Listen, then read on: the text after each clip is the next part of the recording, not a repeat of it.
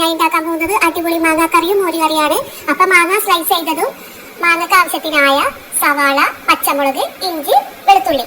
അതിനാവശ്യമായ ഇൻഗ്രീഡിയൻസ് ആണ് മഞ്ഞപ്പൊടി, മുളക് പൊടി, ആവശ്യത്തിന് ഉപ്പ്.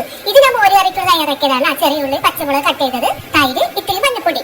അപ്പൊ നമുക്ക് ഫസ്റ്റ് മാങ്ങാക്കറി ഉണ്ടാക്കാം. ആദ്യം ഞാൻ ഓയിൽ ഒഴിച്ചു, പിന്നെ അതിന് ശേഷം കടുക് പൊട്ടിച്ചു. കടുക് പൊട്ടിയതിന് ശേഷം ഞാനിത് സവാള, ഇഞ്ചി, വെളുത്തുള്ളി എല്ലാം വയറ്റിന് ശേഷം ഇത്തിരി ഉപ്പിട്ടാൽ നമുക്ക് വേഗം വാടാൻ വേണ്ടി ഉപ്പ്. അതിനുശേഷം ഇത്തിരി മഞ്ഞപ്പൊടി, മുളക് പൊടി. അതിനുശേഷം അത് വയറ്റിയതിന് ശേഷം നമ്മൾ കട്ട് ചെയ്ത മാങ്ങ അതിലോട്ടിടുകയാണ്. അപ്പൊ ആവശ്യത്തിന് വെള്ളവും ഉപ്പും ഇട്ട് നമ്മൾ അത് വേവിച്ചു. നെക്സ്റ്റ് ഞാൻ ഉണ്ടാക്കാൻ പോകുന്നത് മോരുകറിയാണ്.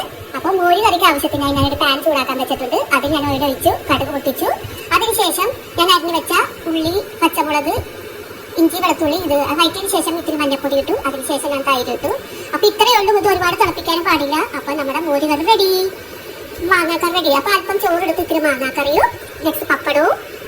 ഇതുമാണ് നമ്മുടെ ഇന്നത്തെ ഒരു ലഞ്ച് സ്പെഷ്യൽ. അപ്പൊ നിങ്ങൾ ഇത് ട്രൈ ചെയ്ത് നോക്കണം. നല്ല നാടൻ ഫുഡാണ്, അടിപൊളിയാണ്. ഓക്കെ, അപ്പൊ നെക്സ്റ്റ് വീഡിയോ കാണുന്നത് വരെ ബൈ.